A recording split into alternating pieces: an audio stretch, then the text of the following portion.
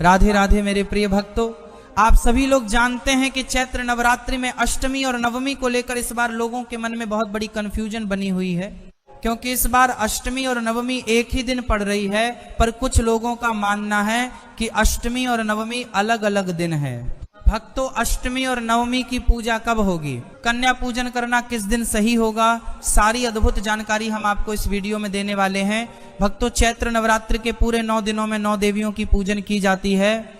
इसमें कई सारे लोग 9 दिन के व्रत रखते हैं, तो कुछ लोग पहले और आखिरी दिन का व्रत रखते हैं और नवरात्रि के व्रत में 9 दिन या 8 दिन व्रत रखने के बाद कन्या पूजन किया जाता है, जो कि अष्टमी या नवमी के दिन ही किया जाता है। भक्तों, सबसे पहले हम आपको अष्टमी और नवमी तिथि का कंफ्यूजन क्लियर कर देते हैं कि आखिर आपको अष्टमी का व्रत कब रखना है, नवमी का व्रत कब रखना है, कन्या पूजन कब करना है और कन्या पूजन का शुभ मुहूर्त क्या है।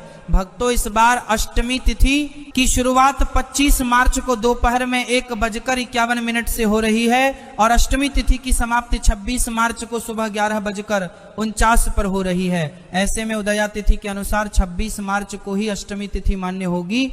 भक्तों, जो भी लोग नवरात्र में अष्टमी की पूजन करते हैं या अपने 9 दिनों की या 8 दिनों की व्रत को खोलते हैं या कन्या पूजन करवाते हैं, तो उन सभी लोगों को इस बार 26 मार्च को ही अष्टमी तिथि मानते हुए ये सारे कार्य करने होंगे।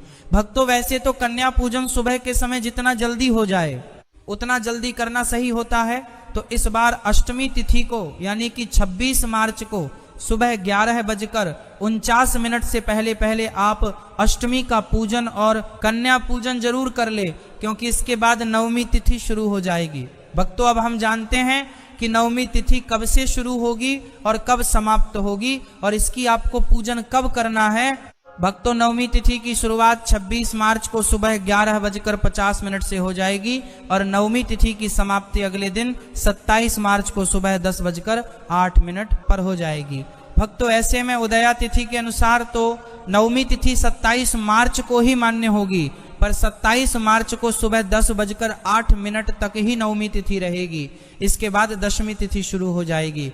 भक्तों, अगर आप लोग नवमी की पूजन करते हैं और आपके घर में नवमी के दिन ही कन्या पूजन किया जाता है, तो इस बात का ध्यान रखें कि 27 मार्च को जो लोग नवमी तिथि मान रहे हैं उन सभी लोगों को सुबह 10:08 से पहले पहले नवमी की पूजन करनी होगी, कन्या पूजन करना होगा और अपने व्रत को खोलना होगा। इसके अलावा कुछ लोग 26 मार्च को अष्टमी और नवमी एक ही दिन मान रहे हैं, तो उन लोगों के लिए बस यही कहना है कि आपकी अष्टमी पूजन, कन्या पूजन और अष्टमी के जो भी सारे कार्य हैं वह आप सुबह 11:49 से पहले पहले कर ले।